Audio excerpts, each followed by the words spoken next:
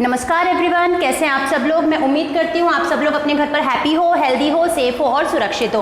बच्चों देखिए, ऐसा है कि अभी इस कोविड-19 की वजह से हम सब की ये जो क्लासेस का फॉर्मेट है, ये ऑनलाइन क्लासेस का फॉर्मेट चल रहा है। ये ऑनलाइन क्लासेस का फॉर्मेट हमें किसने प्रोवाइड कराया बच्चों? ये ऑनलाइन क्लासेस का जो फॉर्मेट है ये हमको हमारे स्कूल मैनेजमेंट ने, हमारी जो स्कूल की जो कमेटी है उसने प्रोवाइड कराया है। तो सबसे पहले हम हमारी स्कूल की कमेटी को थैंक यू बोलेंगे। क्यों?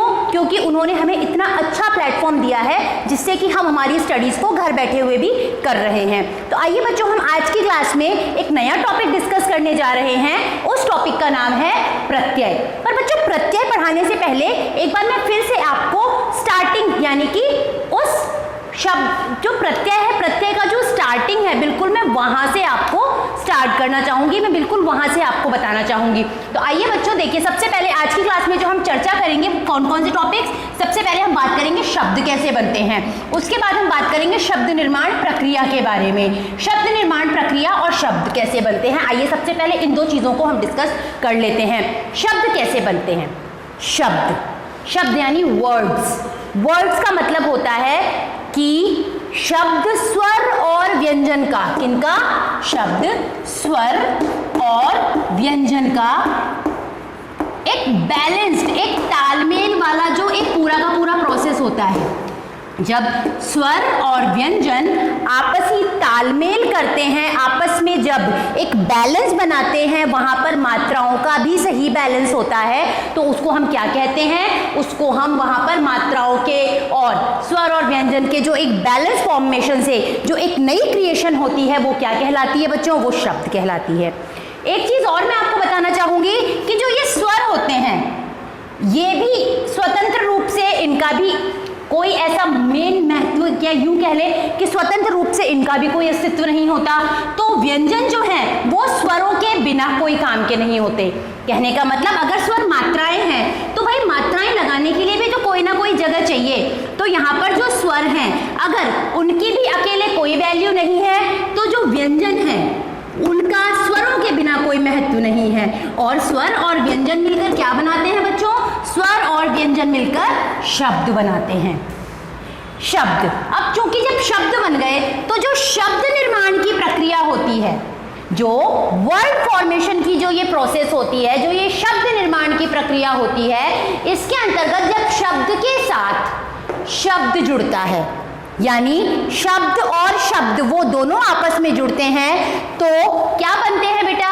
तो शब्द के साथ शब्द जुड़ने पर ये शब्द निर्माण की जो प्रक्रिया होती है, इसके अंतर्गत जब शब्द के साथ में शब्द जुड़ता है तो वहां हमें दो प्रोडक्ट्स, दो ऑब्जेक्ट्स मिलते हैं।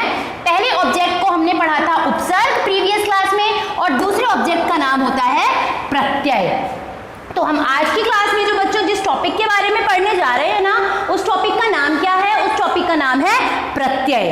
अब बच्चों, अगर हम प्रत्यय की परिभाषा, अब जैसा कि हमने उपसर्गों के बारे में पढ़ा था कि उपसर्ग कैसे होते हैं? उपसर्ग थे जो शब्द के शुरू में लगते थे। उपसर्ग शब्द की, या यूं कह लें कि वो लघुतम इकाइयां थी जो कि शब्द के शुरू में लगती थी। अब यहाँ जो प्रत्यय की परिभाषा है उसमें क्या है? यह भाषा की वे लघुतम इकाइयां, यानी वही छोटी छोटी यूनिट्स हैं जो शब्द के अंत में लगकर, उपसर्ग कहाँ लगते थे बच्चों? वो शब्द के पहले लगते थे। और अब प्रत्यय कहाँ लग रहे हैं? शब्द के बाद में, शब्द के अंत में लग रहे हैं। तो शब्द निर्माण प्रक्रिया में हमें जो दो ऑब्जेक्ट्स मिले थे, पहले ऑब्जेक्ट का क्या नाम था? उपसर्ग, जिसको हम प्रीवियस क्लास में पढ़ चुके थे, और दूसरे ऑब्जेक्ट का नाम क्या था? प्रत्यय, जो कि हम इस क्लास में पढ़ रहे हैं। तो जो प्रत्यय की परिभाषा थी वो यह थी कि यह भाषा की वे लघुतम इकाइयां, वे छोटी छोटी इकाइयां हैं जो शब्द के अंत में लगकर, जो शब्द के लास्ट में लगकर, जो शब्द के पीछे लगकर नए नए शब्द बनाती हैं। उपसर्ग शब्द के पहले लगते थे और ये शब्द के बाद में, शब्द के अंत में लगते हैं। आइए देखिए बच्चों, जैसे कि मैंने आपको प्रीवियस क्लास में उपसर्ग में जो अ था वो उपसर्ग था। अब यहाँ देखिए, मूल शब्द क्या है? सुंदर, यानी सुंदर का अर्थ होता है ब्यूटीफुल, और प्रत्यय इसमें लग गया ता। ये सुंदर शब्द में जब ता प्रत्यय प्रत्यय लगा तो एक नया शब्द बना सुंदर प्लस ता, जिसको हमने कहा सुंदरता। ये सुंदरता जो है ये क्या हुई, ये सुंदरता भाववाचक संज्ञा हुई। सुंदर एक भाव हुआ, जबकि सुंदर में ता प्रत्यय लगने से ये क्या बन गई, सुंदर में ये ता प्रत्यय लगने से भाववाचक संज्ञा बन गई बच्चों। तो यहाँ पर आप किसी तरीके से अब देखिए, जैसे मानव है शब्द, मानव क्या है, मानव प्लस ता वो क्या हुआ, मानवता।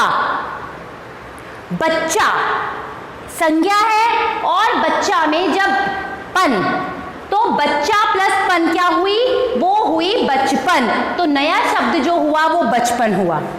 अब बच्चों देखिए, प्रत्यय और उपसर्ग दोनों के बीच में ही कुछ कुछ बातें हैं जो ध्यान रखने की हैं।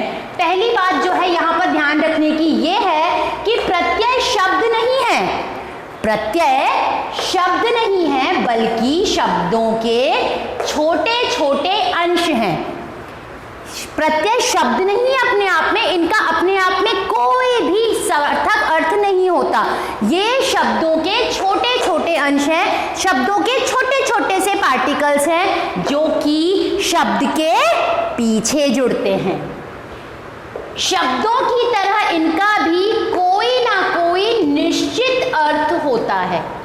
जैसे उपसर्गों का अपने आप में कोई ना कोई निश्चित अर्थ होता था, ठीक इसी तरीके से उपसर्गों के बाद में जो हम ये टॉपिक पढ़ रहे हैं प्रत्यय, इनमें भी हर प्रत्यय का अपने आप में कोई ना कोई अर्थ होता है।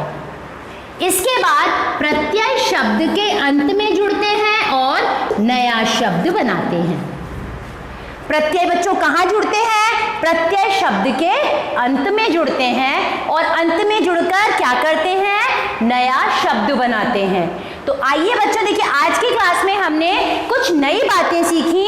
इन नई बातों के बारे में हम एक बार दोबारा से रिवाइज कर लेते हैं कि शब्द कैसे बनते हैं।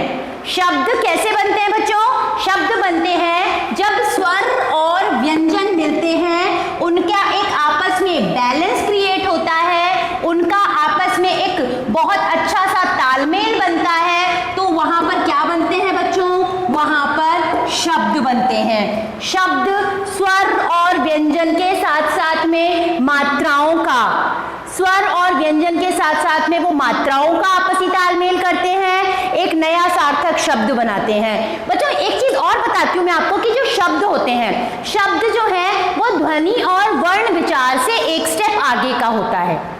ध्वनियों से हम सुन सकते हैं, वर्णों से हम लिख सकते हैं, लेकिन वर्णों को लिखने का जो तरीका, स्वर और व्यंजन को जो लिखने का तरीका होता है बच्चों, वो क्या कहलाता है, वो लिपि कहलाता है।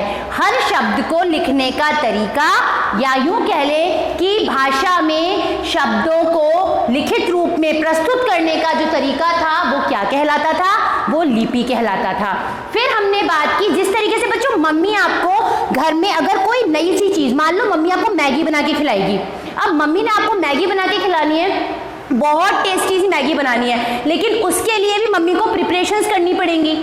सबसे पहले मम्मी को मैगी का पैकेट उबालना पड़ेगा, उसके बाद में वेजिटेबल्स को कट करना पड़ेगा, फिर ऑयल को गर्म करना पड़ेगा, बहुत सारी प्रिपरेशंस होंगी, यानी एक बहुत सारी प्रोसेस होगी। अब मान लो आपको पिज़्ज़ा खाना है, तो पिज़्ज़ा को बनाने की प्रोसेस अलग होगी। आपको इडली सांभर खाना है, उसको बनाने की प्रोसेस अलग होगी। आपको पूरी सब्जी बनानी है, मम्मी को बोल दिया आपने मम्मा पूरी सब्जी बनाओ, उसकी प्रोसेस अलग होगी। तो ठीक इसी तरीके से जो शब्द निर्माण की प्रक्रिया होती है बच्चों, इसके अंतर्गत जब शब्द के साथ शब्द जुड़ता है, या आप यूं कह लो कि जब आपको कोई चीज खानी है, उस चीज को खाने के लिए जो जो चीजों की इंग्रेडिएंट्स की जरूरत है, जब वो सारे इंग्रेडिएंट्स प्रॉपर तरीके से मिलेंगे, प्रॉपर तरीके से वो सारे इंग्रेडिएंट्स बहुत अच्छी तरीके से आपकी मम्मा प्यार के साथ मिलाएगी, तो वहां पर वो नई डिश बनेगी। ठीक इसी तरीके से जब शब्द के साथ में शब्द जुड़ेगा, एक प्रॉपर बैलेंस के साथ, एक प्रॉपर तरीके से, एक प्रॉपर नियमों के साथ, एथिक्स के साथ, तो वहां पर उस प्रक्रिया को हम क्या कहेंगे, उस प्रक्रिया को हम कहेंगे शब्द निर्माण की प्रक्रिया। फिर शब्द निर्माण की प्रक्रिया में हमें कितने ऑब्जेक्ट्स मिले बच्चों, 2 ऑब्जेक्ट्स मिले। पहला ऑब्जेक्ट था उपसर्गों का, वो उपसर्ग जो शब्द के पहले लगता है। एक लघुतम इकाई होती है, एक अंश होता है। हम यहाँ बात कर रहे हैं प्रत्यय की। हमारी आज की क्लास का टॉपिक है प्रत्यय।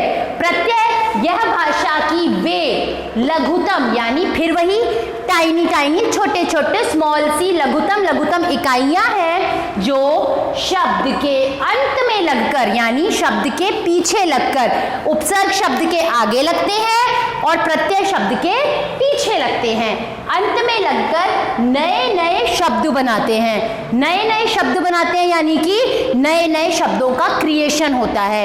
तो वो क्या कहलाते हैं? वो प्रत्यय कहलाते हैं। एक बार दोबारा से हम प्रत्यय की डेफिनेशन को देखते हैं कि यह भाषा की वे लघुतम इकाइयां होती हैं जो शब्द के अंत में लगकर और उपसर्ग शब्द के शुरू में लगकर नए नए शब्द बनाते हैं।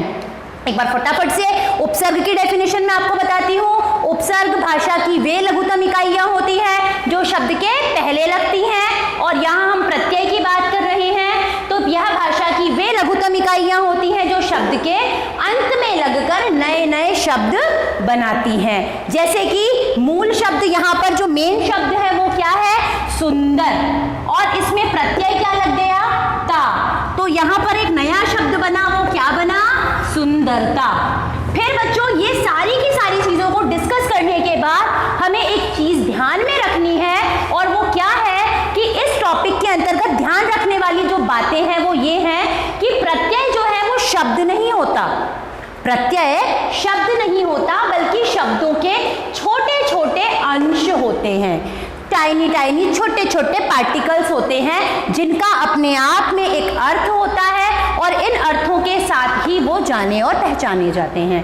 शब्दों की तरह जिस तरह से आप, मैं, हर चीज का एक अर्थ होता है। मान लो एक शब्द है मुस्कान, उसका अर्थ होता है स्माइल। इसी तरीके से हर प्रत्यय का अपना कोई ना कोई निश्चित अर्थ होता है। फिर प्रत्यय शब्द के अंत में जुड़कर नया शब्द बनाते हैं। यानी कि बच्चों कहने का मतलब यही है कि शब्द निर्माण प्रक्रिया में जो दो ऑब्जेक्ट थे, पहला ऑब्जेक्ट था पहला ऑब्जेक्ट था उपसर्ग, दूसरा ऑब्जेक्ट था प्रत्यय। उपसर्ग शब्दों के पहले जुड़ता है, प्रत्यय शब्द के बाद में जुड़ता है। दोनों में सिमिलैरिटी ये होती है कि दोनों का अपने आप में एक अपना निश्चित अर्थ होता है। तीसरी सबसे अच्छी और इंपॉर्टेंट बात ये होती है कि उपसर्ग और प्रत्यय दोनों ही एक नया शब्द बनाते हैं और ये शब्द निर्माण प्रक्रिया का एक महत्वपूर्ण हिस्सा होते हैं। तो बच्चों मैं उम्मीद करती हूँ कि मेरे द्वारा पढ़ाया गया ये जो आज का टॉपिक है ये आपको समझ में आया होगा।